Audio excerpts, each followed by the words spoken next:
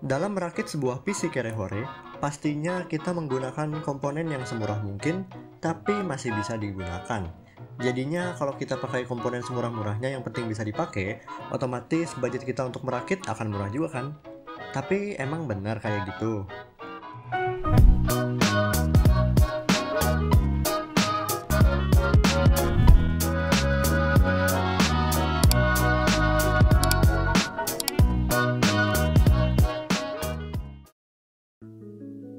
Assalamualaikum warahmatullahi wabarakatuh. Halo semuanya, kembali lagi bersama saya Jofari Gandara Putra di channel Pemula IT tentunya.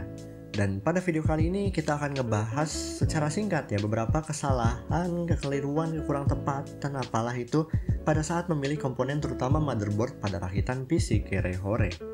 Sini, kamu rakit PC bareng saya ya.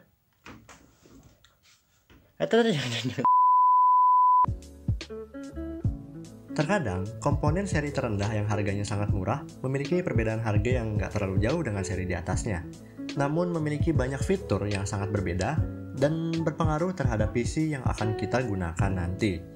Maka dari itu, bukan berarti kita pilih komponen yang lebih murah akan selalu berdampak baik bagi kesejahteraan umat manusia. Maksudnya berdampak baik terhadap kita. Ada beberapa kesalahan pada saat memilih komponen untuk rakitan PC Kerehore. Namun kesalahan yang akan dibahas pada video kali ini tuh bukan kesalahan yang kocak gaming ya. Misal beli motherboard Intel tapi CPU-nya AMD lah, beli RAM DDR5 tapi motherboardnya hanya support DDR2 lah. Dan kesalahan-kesalahan lainnya yang apa sebutannya itu? Ya kesalahan kocak gaming lah. Ya kalian ngerti kan maksudnya? Jadi ya kesalahan yang biasanya sulit untuk disadari yang membuat suatu komponen tidak bisa berjalan atau bekerja dengan semestinya. Oke, langsung saja. Sebenarnya inti dari semua permasalahan yang ada pada poin-poin yang akan saya bahas nanti ada pada satu komponen, yaitu chipset pada motherboard.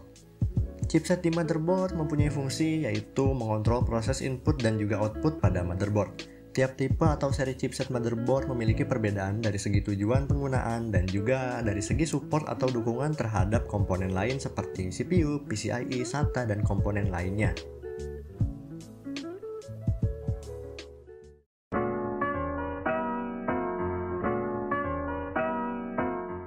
Tidak semua chipset jadul mendukung SATA generasi 3. Seperti contoh, semua chipset pada Intel Socket 775, Intel Socket 1156, dan sebagian chipset pada soket Intel generasi kedua dan 3 atau LGA 1155. Semua itu tidak mendukung SATA generasi ketiga.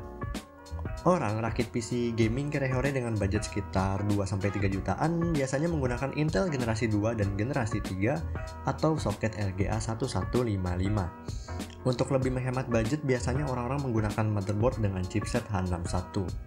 Chipset H61 tidak memiliki support terhadap SATA 3. Dan itu berarti ya, jika kalian menggunakan SSD, kecepatan maksimum dari SSD tersebut akan mengikuti SATA yang ada pada motherboard tersebut. Sayang sekali kan, yang seharusnya SSD bisa memiliki kecepatan maksimum misal 500 MB per second dibatas oleh interface SATA, biasanya SATA 2 sih yang di motherboard H61 ini. Dan SATA 2 itu hanya memiliki kecepatan maksimum di 300 MB per second. Untuk penjelasan lebih lengkap soal ini saya sudah jelaskan di video sebelumnya ya, boleh cek di kanan atas video ini. Lalu bagaimana dong solusinya kalau mau rakit PC Intel generasi ketiga tapi pengen pakai SSD? Nah, pakai chipset selain H61, misalnya ada H67, P67, atau B75, dan lain sebagainya. Pokoknya semua chipset Intel generasi kedua atau ketiga selain H61 ini memiliki support terhadap SATA 3. Jadi kalian para tukang rakit PC di toko tolong ya, kalau merakit PC gaming pakai SSD jangan pakai H61.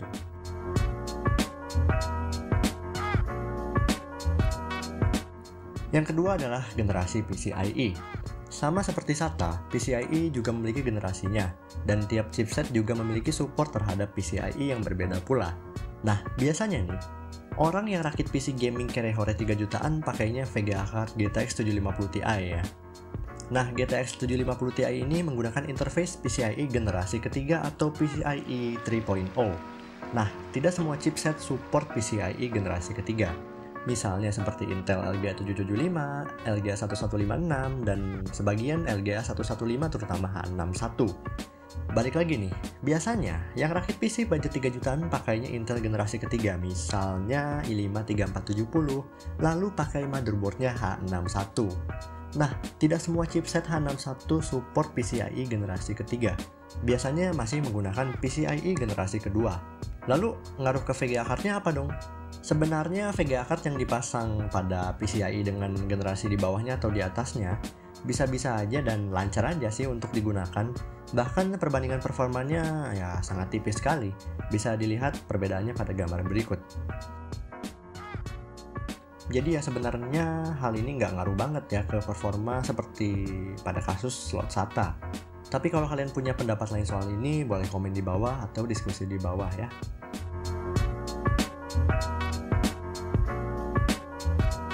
Yang ketiga adalah CPU.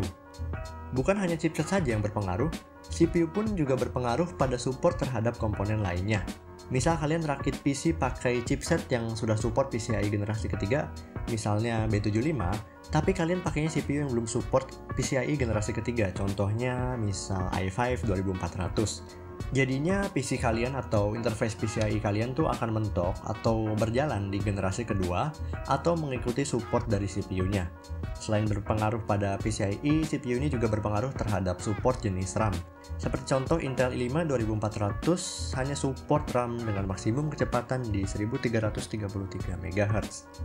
Jadi kecepatan RAM-nya akan mengikuti support CPU-nya.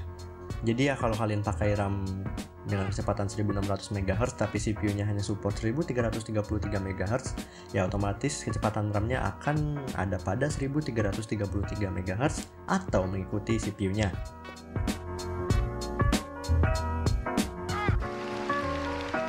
Yang terakhir ini mungkin masalah yang udah teman-teman sering denger ya, yaitu bottleneck pada CPU atau GPU. Saya pribadi lebih milih GPU bottleneck dibandingkan dengan CPU bottleneck.